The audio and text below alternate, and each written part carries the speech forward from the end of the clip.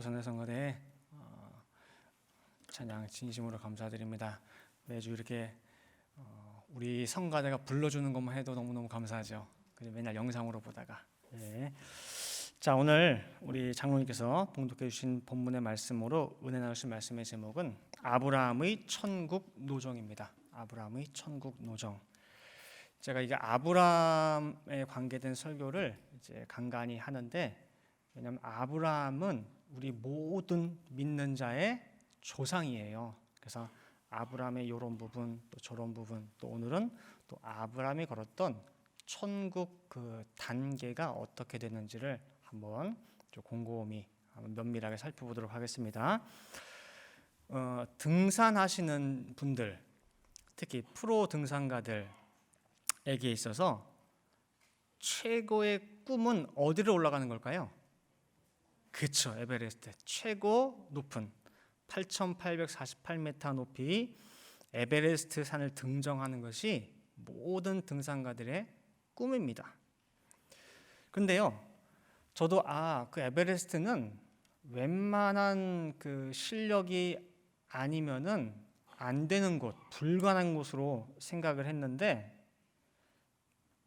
쭉 자료를 조사를 하다 보니까요, 에베레스트를 최고령으로 해서 등반한 사람이 80세에 유치로 무라라고 하는 사람이 2013년 5월에 했고, 최연소 기록으로는 13살 인도 소녀 말라바스 푸나가 2014년 5월에 했고, 심지어 한쪽 다리를 잃은 인도 장애 여성이 2013년 5월에 등장해 성공을 했어요. 제일 높은 에베레스트를. 이런 내용을 볼 때 그러면 에베레스트에 등정 무슨 뭐 이렇게 산책로가 돼 있나? 어렵지 않나라는 생각이 들 정도로 어떻게 가능하지 그랬어요. 자, 이게 어떻게 가능할까요?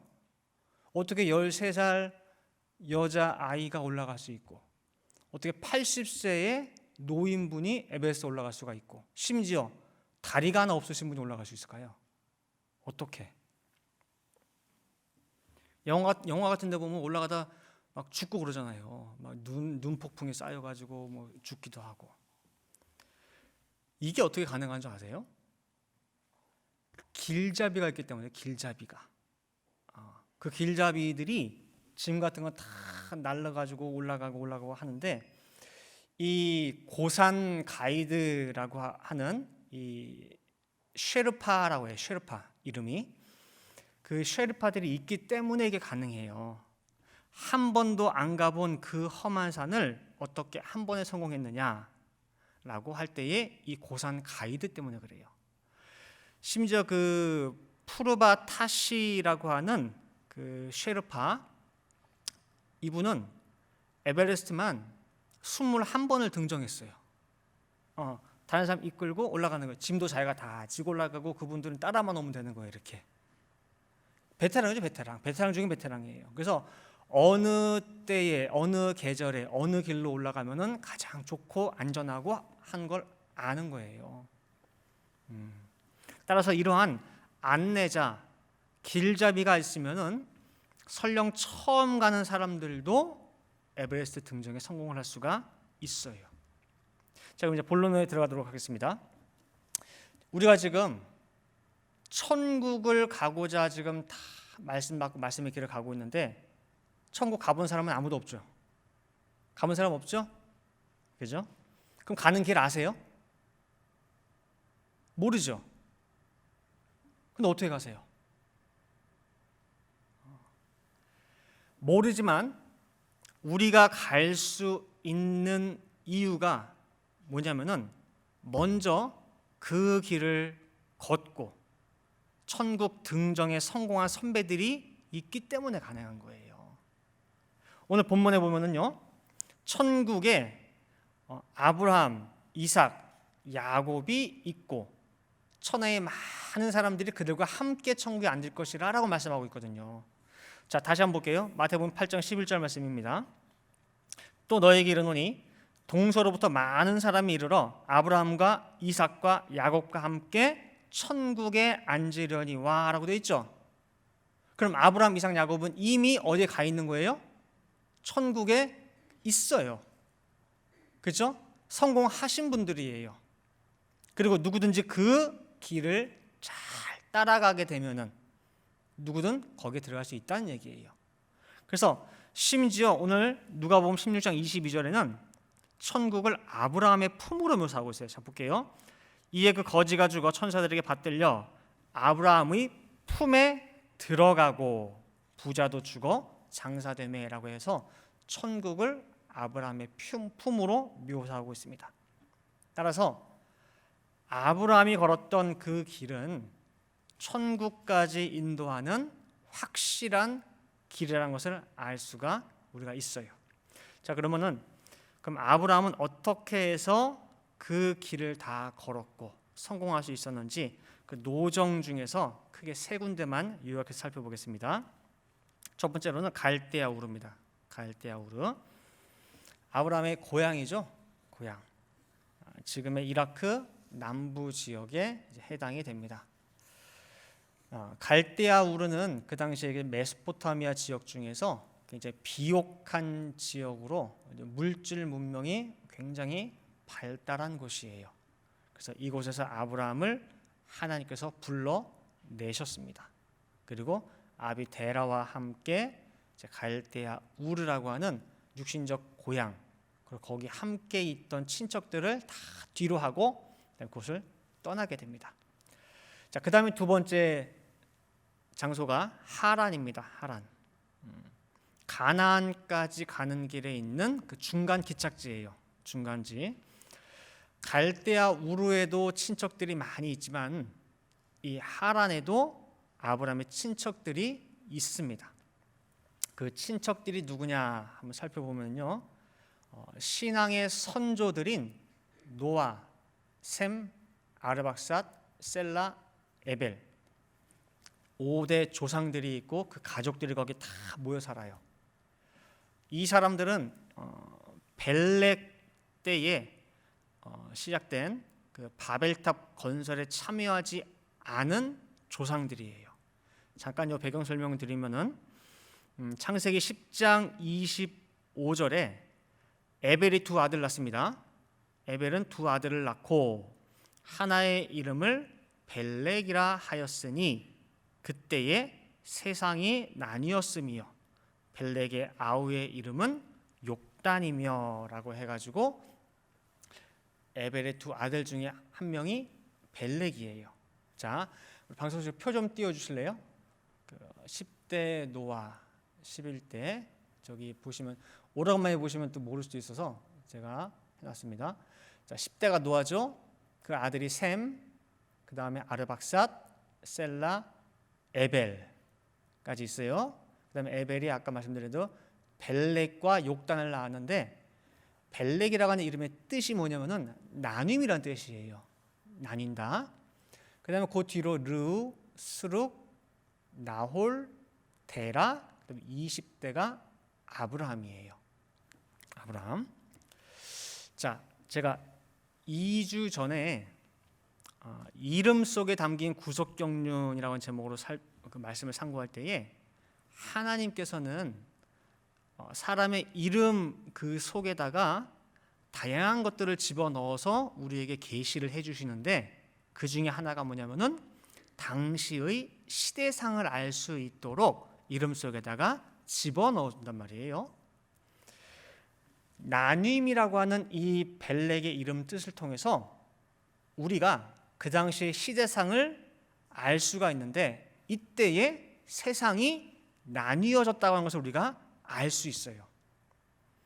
그리고 무엇을 기점으로 해가지고 그때 세상이 나뉘었느냐라고 할 때에 바벨이라고 하는 바벨탑이라고 하는 인본주의의 총화, 인본주의의 상징이 세워지면서 그 바벨탑을 중심으로 많은 사람들이 하나님을 대적하게 되는 그런 역사가 일어나서 하나님이 언어를 다 헝클어놨죠. 언어를. 그래서 언어가 달라짐으로 말미암아 세상이 흩어졌어요. 방금 저희들이 읽어본 대로 세상이 그때 나뉘었다는 거죠. 그 창세기 11장 9절 말씀 보시면은요. 그러므로 그 이름을 바벨이라 하니 이는 여호와께서 거기서 온 땅의 언어를 혼잡케 하셨음이라. 여호와께서 거기서 그들을 온 지면에 흩으셨더라. 그랬죠? 세상이 4분 5열로 다 나뉘게 됐죠? 그죠? 그러면 그 나뉘게 된 것을 셈의 노아의 후손 중에서 어느 자손 때에 그 일이 생겼느냐? 뜻을 통해 볼 때에 누구 때? 벨렉 때라는 거예요. 벨렉 때. 그래서 바벨탑 중심한 인본주의 그 세상 물결에 동참하지 아니하고 신앙의 정절과 순수성을 지키기 위해서 거기서 떠난 사람들이 있어요. 경건한 조상들이 에벨 이상 4대 조상들이 바로 정착한 곳이 하란 지역이에요. 잠깐 그 사진 좀 띄워주세요. 이게 우리 구서 10권에 있는 지도를 잠깐 띄웠는데 여러분들 보시기에 오른쪽 밑에 빨간 네모 박스가 있어요.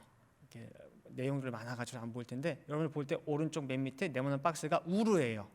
우르, 거기가 갈대아 우르. 거기서 빨간 표시로 쭉 중간으로 올라가죠. 이렇게 화살표. 그래서 가운데 위쪽에 파란 박스가 있는 곳이 하란이에요. 거기가 하란. 여러분 볼 때 왼쪽 그 노란 박스로 이렇게 돼 있는 곳, 그곳이 가나안. 그래서 갈대아에서 위쪽으로 이렇게 올라갔다가 가나안으로 이렇게 내려가야 돼요. 이렇게. 자, 그래서 아브라함이 원래 빨간 박스가 있는 그쪽 노란색 그 갈대아 우르에서 있다가 하나님의 명령을 받고 어디로 갔어요? 하란, 파란색 있는 곳으로 쭉 올라간 거예요. 자, 그래서 이제 하란을 도착을 했는데 거기에서 누굴 만나느냐? 아까 바벨탑 건설에 참여하지 않고 하나님만을 섬기겠다고 하는 조상들이 떠나서 그쪽에 머물렀는데 거기에 간 거란 말이에요. 거기서 노아와 셈과 아르박사, 셀라, 에벨 조상들 다 만났는데 만나서 뭐 했을까요? 아브라함이 오랜만에 봤다. 야, 네 얼굴 처음 본다. 그러면서 뭐 그냥 뭐 식사하고 그랬을까? 식사했겠죠 당연히. 거기서요 아브라함은 제대로 된 신앙 교육을 거기서 받게 돼요. 거기서 노아와 셈을 통해서 홍수 심판 이전의 세계에 대해서 처음 듣게 돼요. 자, 지금 이 땅에 있는 모든 사람 가운데에서 홍수 전 세계를 경험한 사람 누구예요? 노아와 셈이에요. 그죠? 그래서 노아와 셈을 통해서 홍수가 일어날 수밖에 없는 그 시대의 죄악상, 전 세계 죄악이 찰찰찰 쳐가 넘쳤던 그 관영한 그 세계, 홍수 전후에 전개된, 그리고 또 오로지 그 홍수 속에서 구원받을 수 있는 유일한 방법인 방주, 그 방주를 짓게 되는 모든 과정, 그 방주의 비밀 하나하나 다 교육받은 곳이 어디예요? 하란이에요. 하란. 그래서 홍수 전과 후를 정확히 깨닫게 된 곳이 이곳 하란입니다. 자, 나라 지키기 위해 내가 군인이 된다라고 할 때에 바로 총 들고 전쟁터 나가는 게 아니에요. 그 전에 뭐 하는 과정이 있죠? 훈련 받아야 돼요. 그냥 총 들고 나갔다가는 그냥 총알바지밖에 안 돼요. 아무것도 못 해요. 그래서 미리 모든 훈련 과정을 다 마치고 배치가 되듯이 천국을 상징하는 이 가나안도 바로 가는 곳이 아니에요. 약속의 땅임에는 분명하지만은 그 땅은요 그냥 가서 밟았다고 얻어주는 곳이 아니에요. 그렇게 돼 있지가 않아요. 왜냐하면은 아담이 타락함으로 말미암아 그걸 뺏겼거든요. 그러니 뺏은 그 사람이 그냥 거저 주겠습니까? 아니죠. 그래서 그 땅은 쟁취해야 되는 땅이 되어버렸어요. 그래서 성경은 우리 믿는 성도들을 가리켜서 그리스도의 군사라 말씀하고 있어요. 군사. 디모데후서 2장 3절 4절에 내가 그리스도 예수의 좋은 군사로 나와 함께 고난을 받을지니 군사로 다니는 자는 자기 생활에 얽매인 자가 하나도 없나니 이는 군사로 모집한 자를 기쁘게 하려 함이라 그랬어요. 그리고 예수님께서도 천국에 대해서 말씀하시면서 천국은 침노해서 빼앗는다라고 말씀하고 있어요. 마태복음 11장 12절 말씀에 세례 요한의 때부터 지금까지 천국은 침노를 당하나니 침노하는 자는 빼앗느니라 말씀하고 있죠. 40년 동안 광야에서 고생하다가 드디어 가나안 땅, 약속의 땅에 입성했는데 이제는 고생이 끝나고 행복 시작인 줄 알았는데 그 땅에 들어서 백성들이 뭐 했느냐? 싸웠어요. 약속하신 땅, 하나님이 찾아주신 땅 들어가면 다 끝난 줄 알았더니 뭐예요? 정복전쟁이었어요. 정복전쟁. 왜냐하면 가나안 약속의 땅에 7족속이 내 땅이라고 딱 자리 잡고 앉아 있으니까 뭐예요? 싸워서 쫓아내야 되는 거란 말이에요. 그래서 성도들도 그 전쟁을 위해서 미리 전신갑주를 입고 무장하라고 하는 이유가 그 이유예요. 에베소 6장 11절 말씀에 마귀의 괴계를 능히 대적하기 위하여 하나님의 전신갑주를 입으라라는 거예요. 그래서 훈련의 장소, 말씀의 전신갑주로 무장하는 장소가 어디냐? 바로 하란입니다.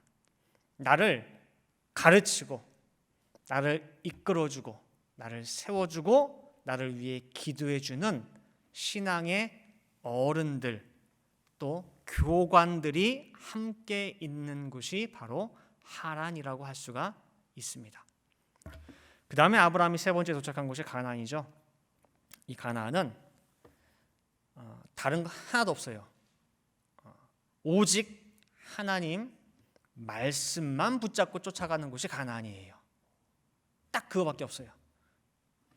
창세기 12장 4절 말씀 보시면은 이에 아브라함이 여호와의 말씀을 쫓아갔고 롯도 그와 함께 갔으며 아브라함이 하란을 떠날 때에 그 나이 75세였더라라고 했죠.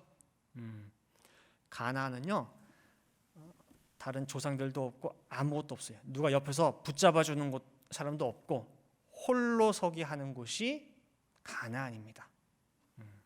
그래서 우리가 아브라함의 신앙 여정을 이제 구스사 공부 통해서 많이들 해봤을 텐데 오직 하나님 말씀만 믿고 붙잡고 인내로 끝장을 보는 장소가 바로 가나안이에요. 그렇게 크게 갈대아, 우르, 하란, 가나안 세 군데 살펴봤습니다. 그러면 이제 세 군데에서요 각 단계에 속한 사람들이 있어요. 거기에 속한 사람들 누가 거기에 속했는지 한번 살펴보겠습니다. 첫 번째로는요 갈대아 우르에 속한 사람들이 있습니다. 갈대아 우르에 속한 사람들. 사도행전 7장 3절 말씀 보시니까 가라사대 내 고향과 친척을 떠나 내가 네게 보일 땅으로 가라 하시니 즉 육신의 고향 갈대아 우르에 함께 살던 아브라함의 친척들이 나옵니다. 이 사람들이 누구냐라고 할 때에 자 그럼 이 사람들은 믿는 사람들일까요? 믿지 않는 사람들일까요?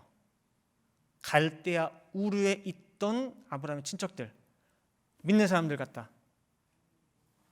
안 믿는 사람들 같다. 네? 갈대아 우르에 있는 사람들 믿는 사람들이에요. 신앙의 가문에 있던 사람들이에요. 다. 왜 셈의 후손들이니까 전부 다 셈의 후손들이잖아요. 그죠? 다 신앙의 연조가 있는 사람들이에요. 자, 아까 말씀을 드렸죠. 벨렉 때 세상이 나뉘었어요. 표면적으로도 세상이 언어권별로 뭐 이 말 쓰는 사람, 저 말 쓰는 사람 다 나뉘었지만은 이면적으로도 하란으로 이동한 경건한 조상, 벨렉을 중심으로 한 믿는다고 하지만은 신앙의 가문에 속했지만은 바벨탑 건축에 함께 동참한 조상들로 나뉘게 되는 거예요. 아까 말씀드린 대로 신앙의 가문에는 틀림없지만은 셈의 후손이라는 허울 좋은 이름은 다 있는데 세상 바벨탑이 하나님의 예비해 놓은 본향보다 더 커 보여요. 눈에 보이니까. 그 세상 바벨탑이 화려해 보여요. 그리고 그 안에서 조금 더 높은 곳에 조금 더 누리면서 조금 더 사람들의 우러름을 받고 사는 것이 인생의 성공이라고 하면서 사는 곳이 갈대아 우르예요. 자, 아까 그 그림 다시 한번 보여주세요.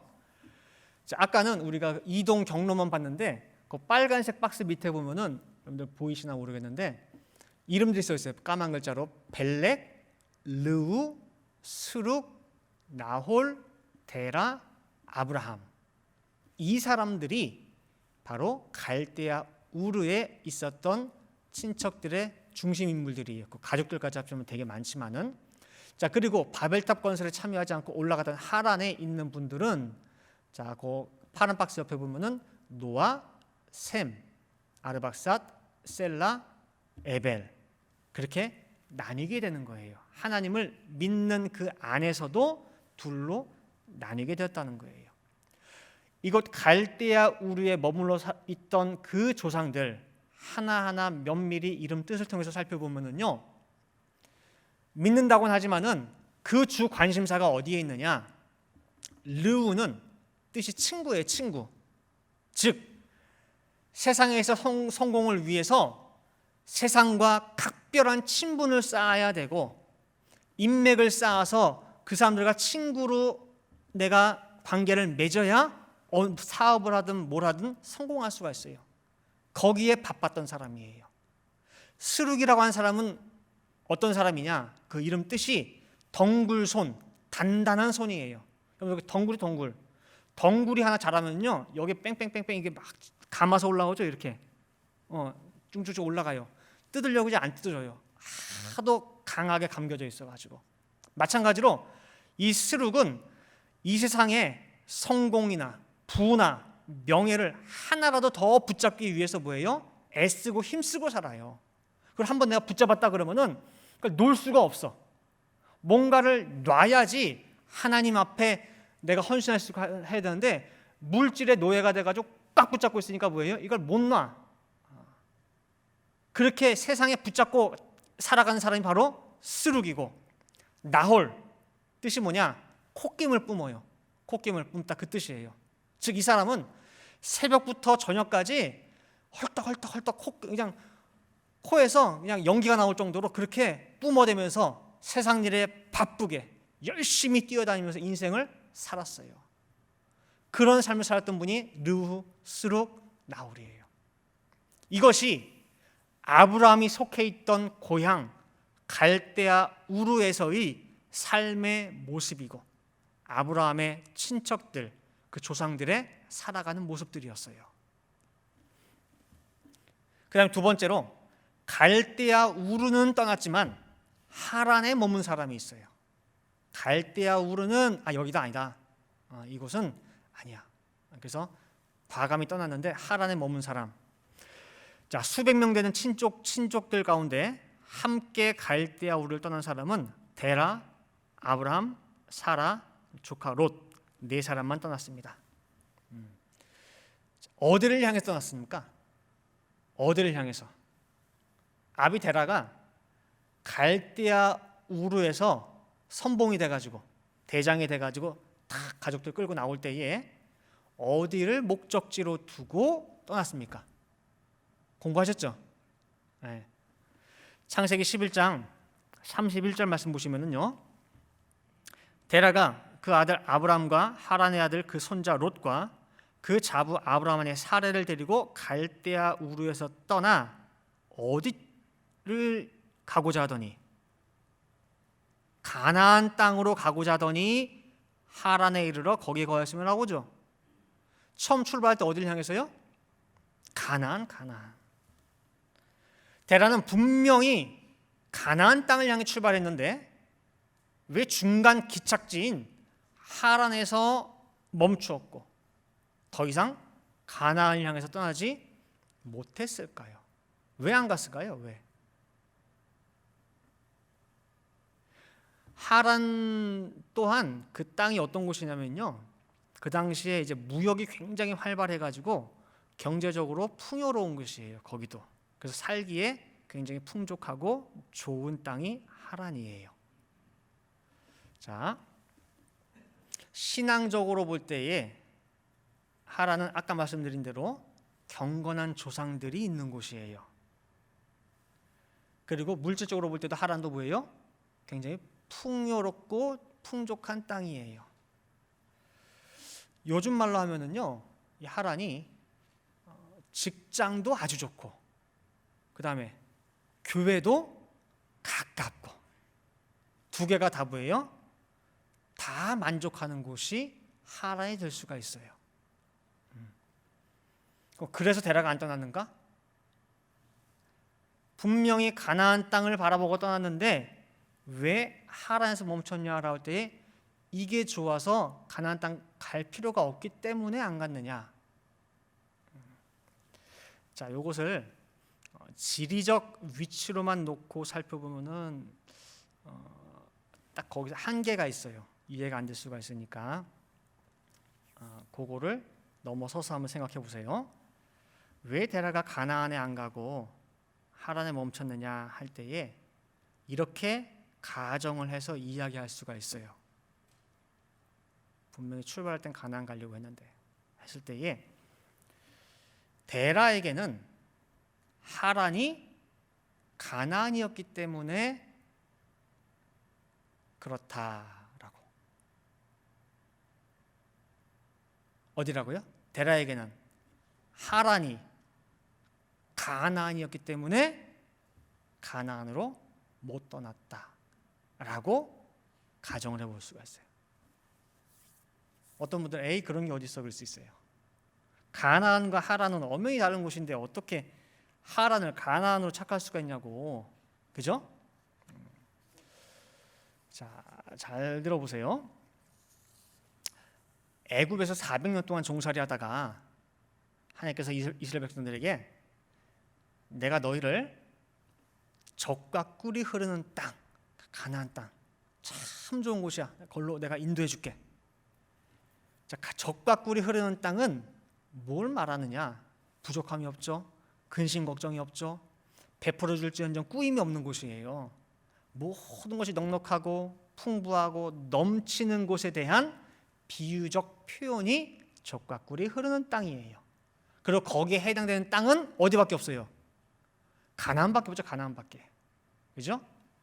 그런데 광야의 이스라엘 백성들은 이 젖과 꿀이 흐르는 땅이라고 하는 이 표현을 어디에다 썼는지 아세요? 이 표현을? 그러니까 우리는 젖과 꿀이 흐르는 땅 그럼 당연히 가나안인 줄 알았는데 아니라는 거예요. 민수기 16장 13절 말씀 보시면은요, 이 고라가 모세와 아론을 대적하여 반역을 일으킨 사건이 있어요. 그때에 대놓고 막 얘기하는 게 뭐냐면은 모세 네가 우리를 젖과 꿀이 흐르는 땅에서 이끌어내어 광야에서 죽이려 함이 어찌 작은 일이기에 오히려 스스로 우리 위에 왕이 되려 하느냐라고 말씀하고 있죠. 네가 우리를 속여서 사기쳐가지고 광야로 끌고 나왔는데 우리가 나온 그곳이 뭐예요? 젖과 꿀이 흐르는 땅이에요. 거기가 어디예요 지금? 애굽. 지금 모세를 대적하는 이 백성의 우두머리라고 하는 지도자라고 하는 이 사람들의 머릿속에 품고 있는 젖과 꿀이 흐르는 땅은 어디냐? 애굽이에요. 애굽. 가나안이 젖과 꿀이 흐르는 땅이 아니라 애굽이 거기래요. 그렇기 때문에 다시 젖과 꿀이 흐르는 애굽으로 돌아가자는 거예요. 그렇다면은 데라에게 있어서 가나안은 데라 머릿속에 그려져 있는 가나안은 이런 곳일까라는 게 분명히 있단 말이에요. 근데 하란에 와보니 여기가 가나안인가? 얼마든지 하란이 가나안으로 착각될 수도 있다는 거죠. 물질적으로도 만족을 주고 믿음의 선배들이 끌어주고 밀어주고 내가 쓰러져 힘들어 넘어져 있으면은 이렇게 세워주고 신앙적으로 온실과 같은 이 하란이 데라에게는 가나안처럼 여겨질 수도 있다는 거예요. 창세기 11장 31절부터 32절 말씀 보시면은요, 데라가 그 아들 아브람과 하란의 아들 그 손자 롯과 그 자부 아브람과 아내 사라를 데리고 갈대아 우르에서 떠나, 분명히 시작은 뭐예요? 가나안 땅으로 가고자 하더니 하란에 이르러 거기 거하였으며 데라는 205세를 향수하고 어디서 죽었어요? 하란에서 죽었더라. 가나안을 가고자 했던 데라는 하란에 머물렀고 거기서 죽게 돼요. 그래서 갈대아 우르는 과감히 떠났지만은 가나안에 들어가지 못했던 사람 데라. 세 번째, 가나안에 들어갔으나 못 들어간 사람이 있어요. 가나안에 들어갔으나 못 들어간 사람. 이게 무슨 말이냐 할 텐데 여기에 해당되는 사람이 아브라함의 조카 롯입니다. 자, 삼촌 아브라함을 따라서 가나안까지 들어왔습니다. 롯이 드디어 왔어요. 드디어 가나안에. 약속의 땅에 말씀만 쫓아서 따라온 그 롯도 보통 사람은 아니에요. 그죠? 대단한 사람이에요. 그래서 이 롯에 대해서 베드로서 2장 7절에는 뭐라고 표현하느냐? 의로운 롯이라고 성경은 말씀하고 있어요. 그러니까 가나안 땅 들어온 것만 해도 뭐예요? 대단한 거예요, 대단한 거. 근데 롯이 가나안에 들어왔는데 이게 가나안이 아닌 거예요. 무슨 말인지 아시겠어요? 가나안에 들어왔는데 내가 생각한 가나안이 아닌 거예요. 자, 창세기 13장 10절 11절 말씀 보시면은요, 이에 롯이 눈을 들어 요단들을 바라본즉 소알까지 온 땅에 물이 넉넉하니 여호와께서 소돔과 고모라를 멸하시기 전이었는 고로, 자, 잘 보세요. 여호와의 동산 같고 애굽 땅과 같았더라. 그러므로 롯이 요단 온 들을 택하고 동으로 옮기니 그들이 서로 떠난지라라고 말씀하고 있어요. 소돔과 고모라를 바라보는데 그 죄악의 도성 소돔과 고모라가 딱 볼 때에 뭐랑 비슷하냐? 애굽이랑 비슷하고 여호와의 동산 같대요. 자, 이거 잠깐 설명드리면은 얼마 전에 몇 년 전에 가나안 땅에 흉년이 들어가지고 아브라함 따라서 애굽에 내려갔다 온 적이 있어요. 거기로 피신 갔다 온 적이 있어요. 근데 거기서 롯이 느낀 게 뭐냐면은요, 여기가 에덴 동산이구나. 여기가 그 당시 최고 강대국이죠. 화려해요, 화려해 거기가. 이 롯도요, 아까 하란에서 경건한 조상들을 통해 성경 공부 많이 했어요. 아브라함만 했겠습니까? 롯도 같이 했지 거기서, 그죠? 같이 성경 공부 많이 했어요. 그 성경 공부하는 가운데에 홍수 전 세상에 대한 것뿐만 아니라 아담 할아버지 때부터 해가지고 뭐예요? 쭉 다 들은 거예요. 그러니까 지금 롯이 에덴 동산에 대한 개념이 있는 거지, 하나님의 동산에 대한 개념이 있는 거지. 안 들었으면 어떻게 알겠어요? 그죠? 신앙의 조상들에게 아담 할아버지가 살았던 에덴 동산이 하나님의 동산이고 거기가 얼마나 좋은 곳이고 기쁨과 즐거움이 끊이지 않는 낙원이고, 그렇죠? 그러니 그 공부를 할 때에 롯의 머릿속에 분명히 그려질 거 아니에요. 하나님 동산이 이렇게 했구나, 에덴 동산이 이렇게 했구나, 나도 꼭 가야지. 그 자기 머릿속에 꿈꾸고 상상하던 그 모습과 가장 부합되는 이상적인 곳을 이 땅에서 어디서 발견한 거예요? 어디 가서? 애굽 가서 발견한 거예요. 하나님 동산이 있으면 이렇게 생겼구나. 그렇기 때문에 삼촌 아브라함과 헤어지는 가운데에 롯아, 너 어디 먼저 갈래? 네가 먼저 선택해 라고 할 때에 갈 곳의 기준이 된 게 롯에게 있어서는 애굽이에요. 애굽과 같은 소돔이 눈에 들어온 거예요. 그러니까 우리가 볼 때 참 안타까운 게 그거예요. 이미 약속의 땅, 적과 꿀이 흐르는 땅에 이미 들어와 놓고 왜 엉뚱한 데서 적과 꿀이 흐르는 땅을 찾냐 그 말이에요. 여긴데. 롯은 가나안 땅에 서 있으면서도 그 땅의 정체를 모르고 있어요.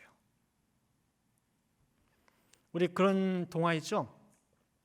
행복의 파랑새가 어디 있나 찾죠. 오만 군데 다 다녀요. 사방팔방 다 찾아다녔는데 알고 보니 그 파란 새가 어디에 있어요? 우리 집에. 그 동화처럼 롯은 자기가 밟고 서 있는 그 자리를 깨닫지 못하고 여호와의 동산을 엉뚱한 데서 발견하고 있는 거예요. 너무 안타까운 일이죠. 그래서 가나안에 들어왔으나 깨닫지 못하고 결국은 가나안에서 제 발로 걸어나간 롯입니다. 다시 세상을 향해 걸어나가는 이런 롯과 같은 사람들이 이 시대에도 많이 있다고 성경은 말씀하고 있어요. 디모데후서 4장 9절 10절 말씀 보시면은요, 너는 어서 속히 내게로 오라. 대만은 이 세상을 사랑하여 나를 버리고 데살로니가로 갔고라고 나오죠. 대만은 말씀의 기쁨을 다 맛봤어요. 복음을 영접하고 이 꿀맛 같은 이 모든 걸 다 봤음에도 불구하고 이걸 알지 못하고 깨닫지 못하고 다시 세상을 향해서 나간 사람이에요.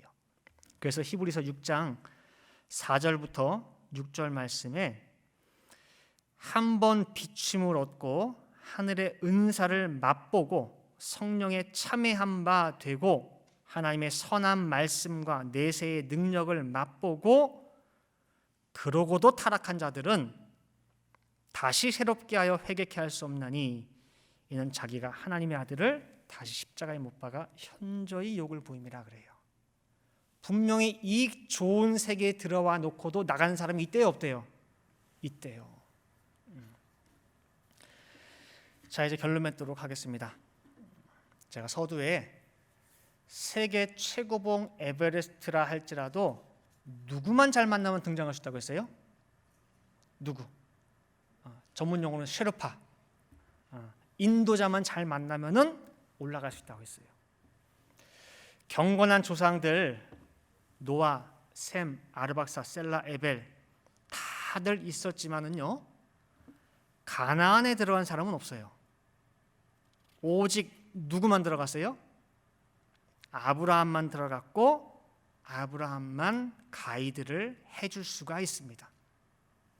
그래서 가나안 천국이라고 하는 곳은 아브라함을 통해서만 우리가 그림을 그려야 돼요.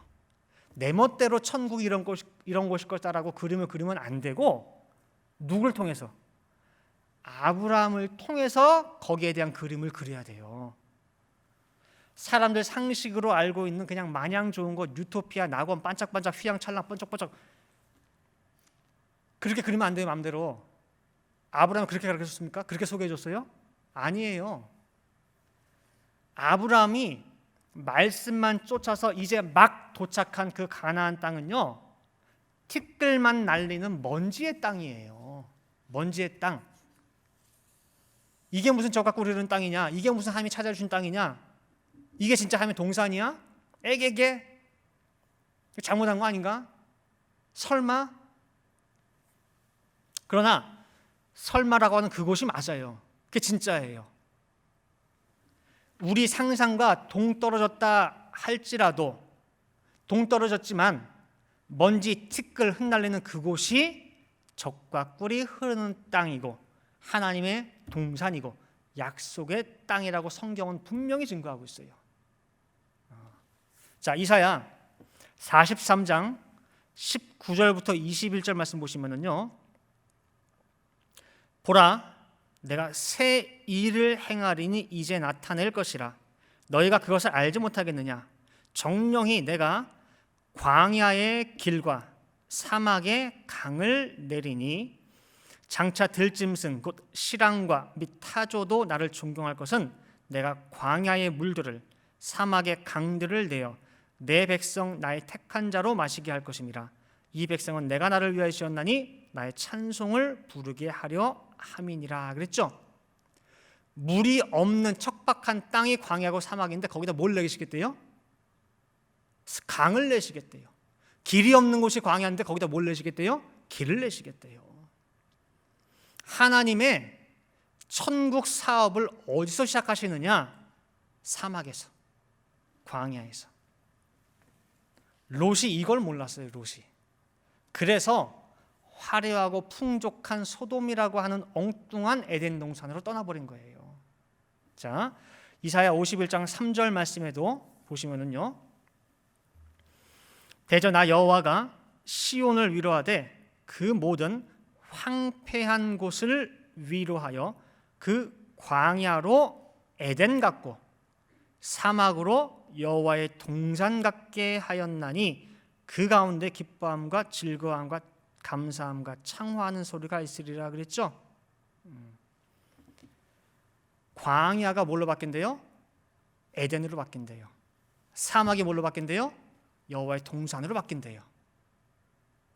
먼지와 티끌의 땅이 하나님의 동산 천국이 된다는 거예요. 그래서 사람이 살 수 없다 하는 사막이 먼지만 날리는 광야가 바로 천국의 시작이야. 너희가 그것을 믿느냐? 내가 능히 이곳을 에덴 동산 낙원으로 창조할 줄을 믿느냐? 라고 천국을 향해 가는 우리에게 물으시는 거예요. 이게 믿어지냐고. 네 눈에는 먼지와 티끌밖에 안 보이는데 이게 그렇게 바뀔 것을 네가 믿느냐 그 소리예요.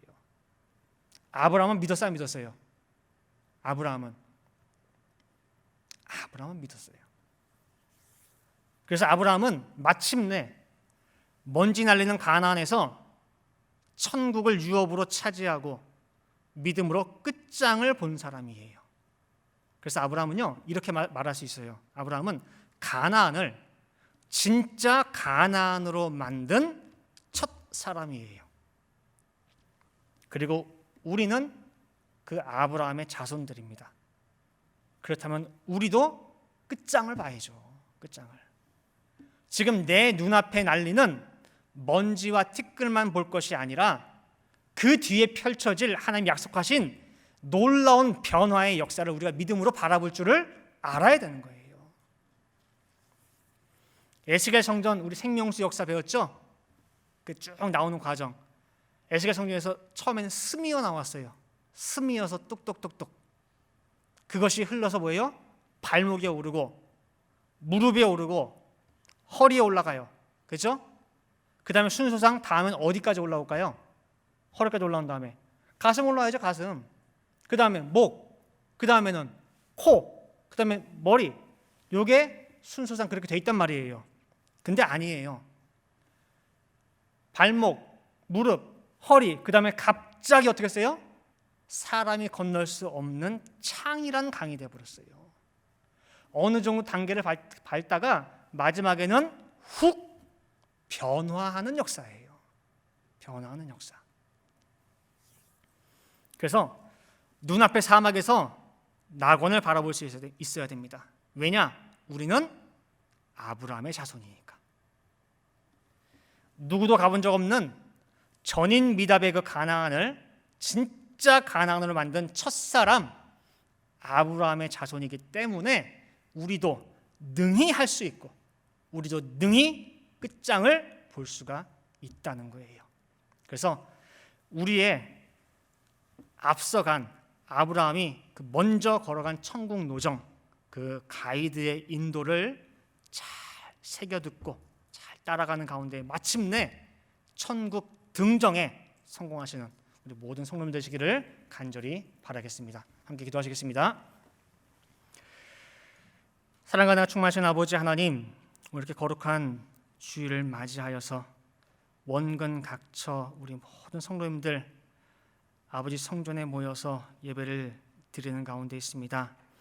아버지 거룩하게 복 주시기로 한 이날 한 사람 빠짐없이 아버지의 예배 놓으신 복을 다 받아 누릴 수 있게 도와주시고 특별히 말씀을 깨닫는 은혜, 말씀이 신비에 새겨지는 은혜를 받을 수 있도록 인도하여 주시어서 정말 믿음의 가문임에도 불구하고 정말 세상의 화려함에 빠져서 이 세상에서 살다가 갈대아 우르에서 결국은 인생을 마감한 그런 불경건한 조상들의 뒤를 밟는 것이 아니라 온전히 아브라함이 걸어간 천국 노정을 하나하나 잘 살피고 따라감으로 말미암아 정말 천국의 보좌에서 모두가 만날 수 있도록 아버지 인도하여 주시옵소서. 이 길이 결코 쉽지는 않습니다. 또한 천국이라고 하는 곳이 우리 눈에 먼지밖에 없고 티끌밖에 없고 메마르고 척박한 땅으로밖에는 안 보일 수 있습니다. 아버지, 그렇지만은 그 뒤 너머에 감추어져 있는 정말 사막이 여호와의 동산으로, 광야가 에덴으로 바뀌는 그 하나님 새 창조 새 역사의 시작이 바로 이곳이라고 하는 것을 믿음의 눈으로 바라보는 가운데에 끝까지 인내로서 달려가고 아브라함의 자손들답게 끝장을 볼 수 있는 저희 모든 성도되게 도와주시옵소서.